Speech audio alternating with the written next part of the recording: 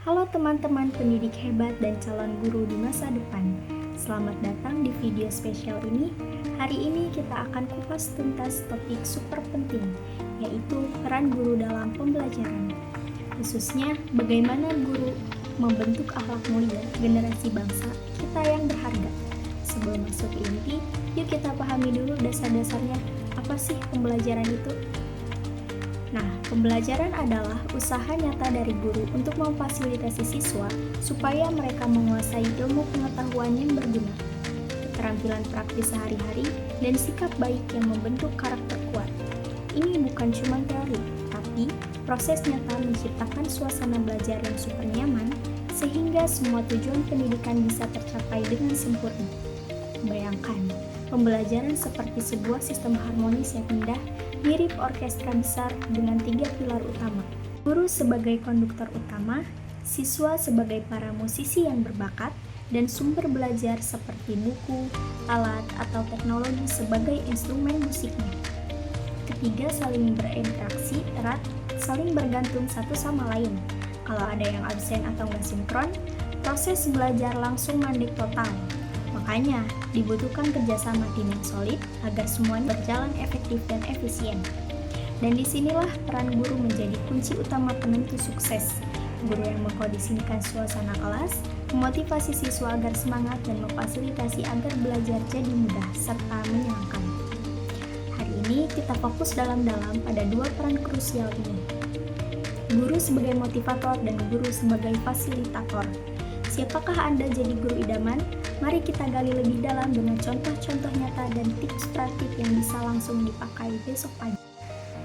Mari kita mulai dengan peran pertama yang powerful. Guru sebagai motivator.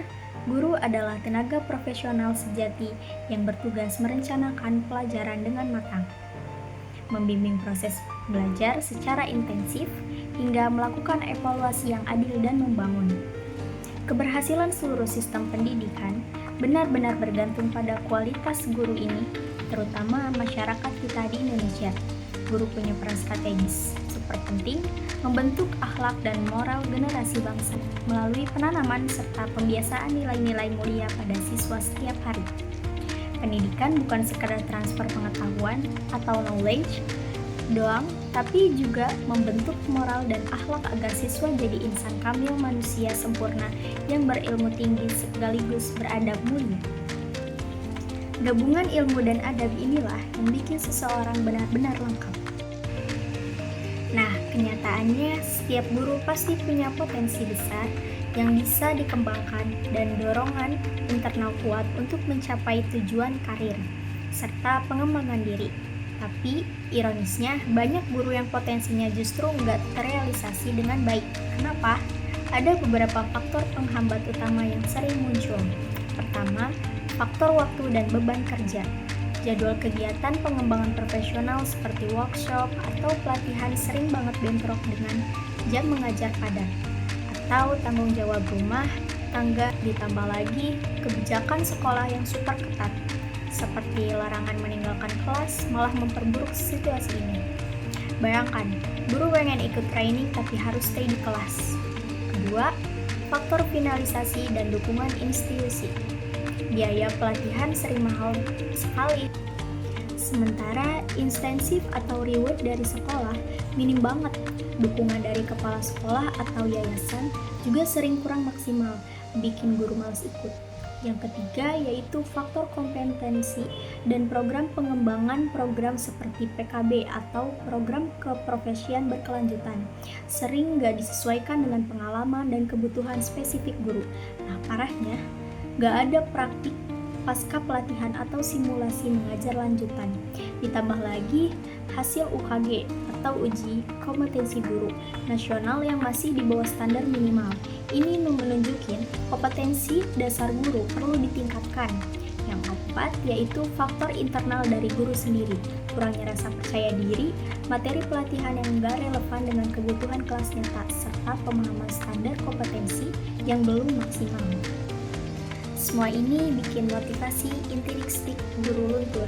Tapi jangan khawatir sobat guru, semua faktor ini bisa diatasi lewat peran supervisi pendidikan yang efektif.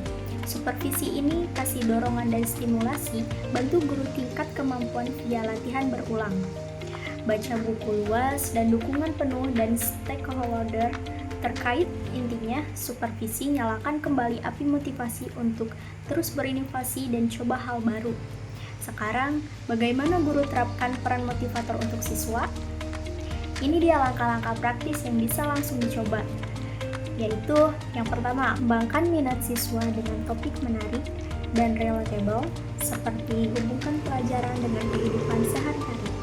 Ciptakan suasana belajar yang menyenangkan pakai game, edukatif, atau cerita lucu.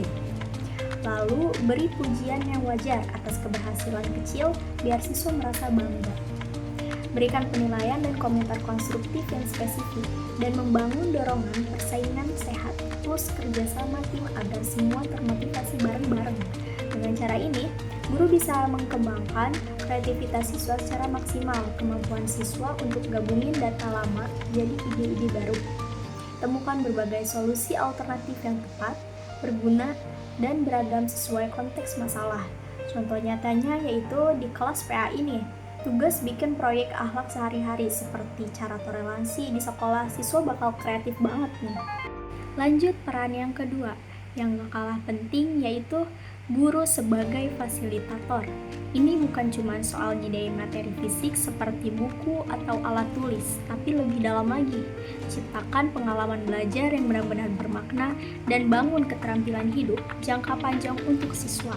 Cara implementasinya yaitu dengan buat program pembelajaran yang aktif, edukatif, kreatif, dan menyenangkan.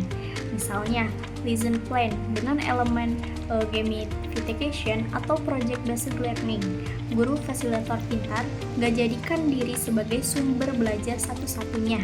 Manfaatnya segala research, perpustakaan kayak buku, laboratorium canggih, narasumber tamu expert, bahkan potensi ide kreatif dari siswa sendiri.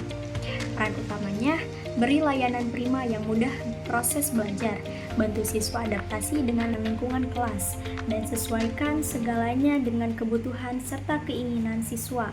Plus, kembangkan media pembelajaran inovatif supaya materi kurikulum standar jadi super seru dan mudah diserap. Tujuan belajar pun tercapai optimal. Ingat, proses pembelajaran sukses total kalau siswa punya motivasi tinggi. Makanya, guru harus kreatif habis-habisan. Apa aja indikator guru fasilitator yang hebat? Ini dia ciri-cirinya. Yaitu terbuka lebar terhadap masukan, aspirasi, dan ide-ide kreatif dari siswa. Dengerin dulu, baru kasih feedback. Tingkatkan perhatian penuh pada hubungan harmonis dan emosional dengan siswa, biar kelas jadi keluarga. Bisa terima kesalahan siswa dalam proses belajar, anggap sebagai peluang belajar, bukan alasan marah yang cepat. Hargai pencapaian yang kecil, siswa meskipun sekecil apapun, kasih tepuk tangan atau stiker achievement. Bayangkan dampaknya, siswa merasa hasil kerjanya dihargai guru, motivasi internal mulai meledak, dan dorongan untuk berprestasi lebih baik terus meningkat tajam ke depannya. Contoh sederhana, yaitu siswa gagal presentasi, guru bilang, bagus usahanya, yuk latihan lagi bareng besok. Sikap positif langsung terbentuk. Wah, luar biasa ya peran guru sebagai motivator dan fasilitator dalam pembelajaran akhlak. Intinya, atasi semua hambatan potensi diri, maksimalkan kemampuan, dan bentuk generasi muda yang berilmu pengetahuan luas, sekaligus bermoral tinggi. Hingga terapkan tips-tips ini mulai besok di kelas Anda. Anda pasti bisa jadi guru inspiratif. Bagikan pengalaman sukses atau tantangan Anda di kolom komentar bawah. Jangan lupa like, share ke rekan guru, dan subscribe channel ini untuk tips pendidikan lainnya yang praktis dan update. Terima kasih telah menonton sampai habis. Semangat terus mengajar. Anda adalah pahlawan bangsa. Sampai jumpa di video selanjutnya. Assalamualaikum warahmatullahi wabarakatuh.